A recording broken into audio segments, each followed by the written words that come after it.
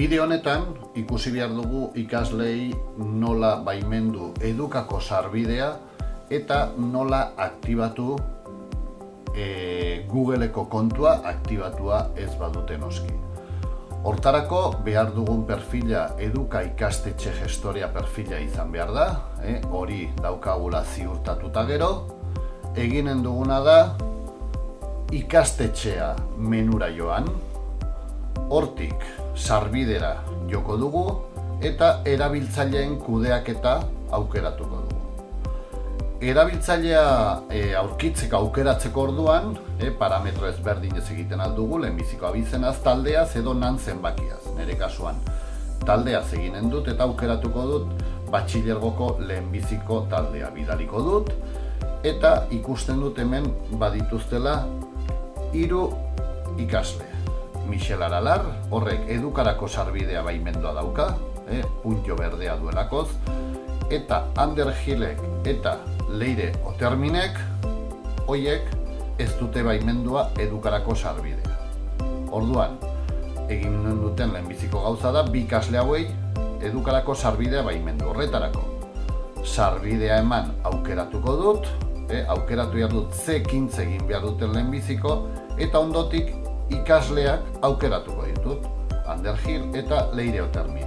Bidaliko dut, eta onartzekin ziurraltzaude aldaketa egin nahi duzula galderari, ikusten dugu ja 2 ikasle horiek aktibatua daukatela edukarako sarbidea puntio berdea jarri delako. Bai, hurrengo pausua izango litzateke Googleeko kontua aktibatzea. Hortarako Google Appsen erabilera baimendu parametro aukeratuko dut eta adibidez Ander Gil ikaslea aukeratuko dut. Berriz bidaliko dut, onartiko dut eta orain ikusiko dut agertuko zaiola Ander Gileri bere G urdin hori. G urdin hori agertzen delarik erran nahi du bere Googleeko kontua aktibatua duela, naizte orainikan Ander Gilek ez dakien zein den pasaitza edo ez duen martxan jarri. Google kontu hori martxan duelarik, egin behar duguna da Gil Anderri helarazi edukarako sarbideko datuak. Edukakik berak jartzen alko dio kontu horreri nahi duen pasaitza. Edukarako kredentzialak edo parametroak bidaltzeko Anderri aukeratuko dugu pasaitza esleitzeko gutuna sortu.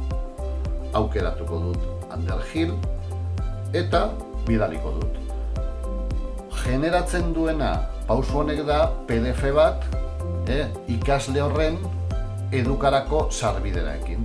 Hor dauka bere sarbide izena, hor dauka pasaitza eta ja hanbarrenean dagoelarik aldatzen alko dio bere Google kontuari pasaitza.